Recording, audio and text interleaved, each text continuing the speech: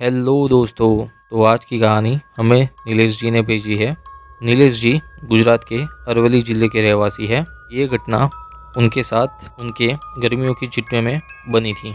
गर्मियों की दोपहर में वह अपने दोस्तों के साथ छुपन छुपाई खेल रहे थे और छुपते छुपाते वह घर के पास में बने एक खंडर में जाकर छुप गए।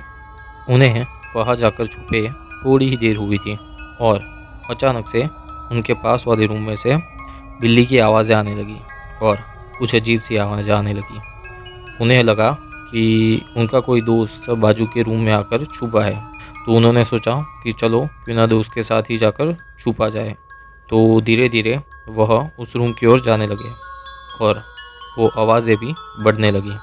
जैसे ही वह उस रूम के दरवाजे पर जाकर खड़े हुए तो नज़ारा देख के उनकी आंखें फटी की फटी रह गई और मुंह से इतनी ज़ोरदार चीख निकली कि उनके सारे दोस्त दौड़ कर आए। जब वह उनके सारे दोस्त उस खंडर में पहुंचे और उन्होंने देखा तो नीलेश जी वहाँ बेहोश पड़े थे और तुरंत ही उनके दोस्तों ने उन्हें उठाया और घर ले गए। और घर जाकर जब उनको होश आया तब उन्होंने सारी बात बताई कि जैसे ही वो रूम की तरफ गए और दरवाजे पर जाके उन्होंने देखा तो वहाँ बिल्ली नहीं थी पर एक औरत लाल कपड़ों में खड़ी हुई थी जिसकी पीठ नीलेश जी की तरफ थी। और वो देखकर नीलेश जी चौंक गए और धीरे धीरे वो पीछे चलने लगे। उन्हें पता चल गया कि यहाँ कुछ तो लफड़ा है। पर जैसे ही वो धीरे धीरे पीछे जाने लगे वो औरत एकदम नीलेश जी की तरफ घूमी और उसका चेहरा एकदम अजीब था, जला हुआ और कुछ अलग ही था। वो देखकर नीलेश जी इतने डर गए और उनके मुंह से चीखें निकल गई और वो वही के वही बेहोश हो गए। फिर शाम को धीरे धीरे नीलेश जी की हालत बिगड़ने लगी और पता नहीं उन्हें बिल्लियाँ दिखने लगी। वो उन्हें सब जगह बिल्लियाँ दिख रही थी। वो सोने गए तो उनके ऊपर बिल्लियाँ गिर रही थी छत पर से, पर वास्तव में ऐसा कुछ नहीं था। उन्हें दिन रात अपने आसपास बिल्लियाँ दिखने लगी और महसूस होने लगी। उनके शरीर पर बिल्लियों के खरोंचने के निशान आने लगे और धीरे धीरे उनकी भूख भी मिटने लगी। वो दिन ब दिन दुबले होते जा रहे थे और रात भर बिल्लियाँ उनके आसपास घूमती रहती। वो धीरे धीरे अपना मानसिक संतुलन भी घुमा रहे थे। बहुत सारे बाबाओं को दिखाया, सबको दिखाया, पर कोई भी फ़र्क नहीं पड़ा।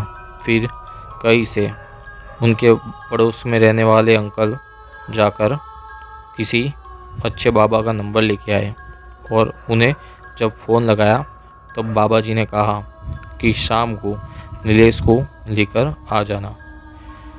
और उन्होंने कहा कि अपने घर के आसपास कोई भी बिल्ली घूम रही हो तो उस बिल्ली को भी साथ में पकड़ के ले आना।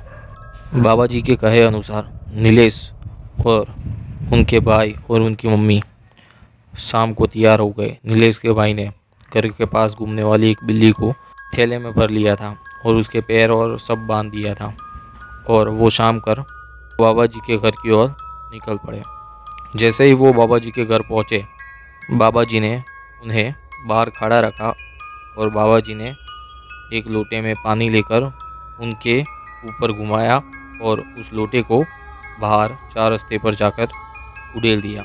फिर बाबा जी ने उनको कहा कि आज हम नीलेश जी की विधि करेंगे और इस विधि के दरमियान किसी को भी आँख खोलकर नहीं देखना है और कुछ भी दिखे या महसूस हो तो चीखना चिल्लाना नहीं है, ना ही घेरे में से बाहर जाना है। फिर बाबा जी ने उन लोगों को घेरे में बिठाया और वह बिल्ली नीलेश जी के पीछे रख दी जिसके पैर बंधे हुए थे। धीरे धीरे बाबा जी ने मंत्र पढ़ना शुरू किया और जैसे ही मंत्र पढ़ने लगे नीलेश जी को कुछ होने लगा और उसी समय उनके भाई ने थोड़ी आँख खोली और नीलेश जी की ओर देखा तो पता नहीं एकदम कहाँ से नीलेश जी के पीछे से एक 7 या 8 फुट की लंबी औरत लाल कपड़ों में खड़ी हुई और उसके हाथ में वही बिल्ली थी जिसके पैर अब खुल गए थे और वो धीरे धीरे चलकर उस घर से बाहर निकली गई। और यह देखकर उसके भाई की आंखें फटी फटी रह गई और आज भी नीलेश जी के भाई उस दिन को याद कर गए डर जाते हैं।